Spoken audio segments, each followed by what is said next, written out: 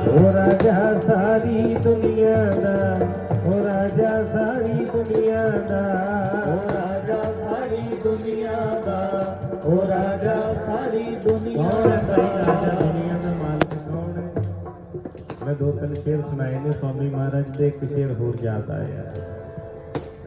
घर लालो दे मस्त फकीर डिठे रस भिंडड़े कमल है नैन ऐसे।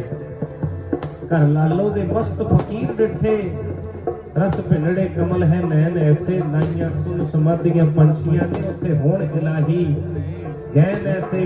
जिन्हों सिमरते शेष दरबार सीगा जनी लगदे आप ते दीवान सजिया होया गरीब तरखान भाई लालो दे गृह विखे। ते महाराज कहंदे बाबा नानक जी कहते लालो तू गरीब नहीं, तू ते दुनिया दा राजा है राजा। क्यों? जीते दिल विच वसदा नानक, दिल विच वसदा नानक। ओ राजा सारी, ओ राजा सारी दुनिया दा, ओ राजा सारी दुनिया दा। जीते वसदा नानक, ओ राजा सारी दुनिया दा, ओ राजा सारी दुनिया दा। दिल विच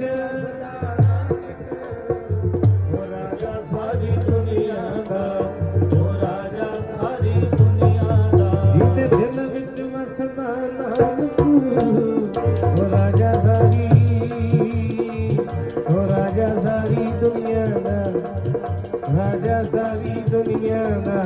दिल विच वसदा नानक, ओ राजा सारी दुनिया दा, ओ राजा सारी दुनिया दा। दिल विच वसदा नानक बाबा, ओ राजा सारी दुनिया दा, ओ राजा सारी, ओ ते राजा सारी,